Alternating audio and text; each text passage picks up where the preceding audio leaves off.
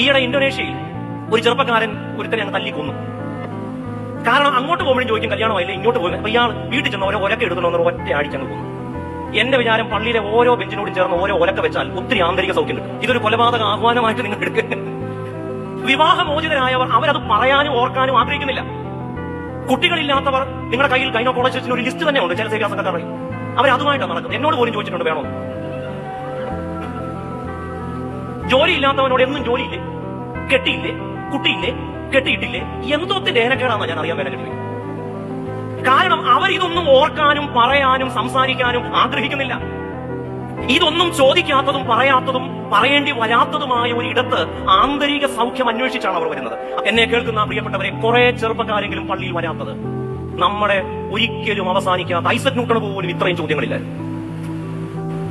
ഞാൻ ആ ഇന്തോനേഷ്യക്കാരനെ ഒന്ന് പോയി കാണണമെന്ന് വിചാരിച്ചിരിക്കുക, സഭ അനുവദിച്ച.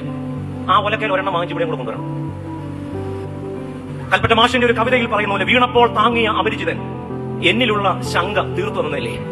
ആന്തരിക സൗഖ്യം അന്വേഷിച്ച് വിവാഹമോചിതർ, കുട്ടികളില്ലാത്തവർ, തങ്ങളുടേതല്ലാത്ത കാരണങ്ങൾ കൊണ്ട് കുടുംബ പ്രശ്നം അനുഭവിക്കുന്നവർ, ജോലിയില്ലാത്തവർ, നമുക്ക് അവരോട് ചെയ്യാവുന്ന ഏറ്റവും നിസാരമായ കാര്യം, അവരെന്തു മറക്കാൻ ആഗ്രഹിക്കുന്നുവോ അത് ഓർമ്മിപ്പിക്കാതിരിക്കാം. അവരെന്താണോ പറയാൻ അവർക്ക് വിഷമമുള്ളത് അതവരെ പറയിക്കാതെ ഇരിക്കാം.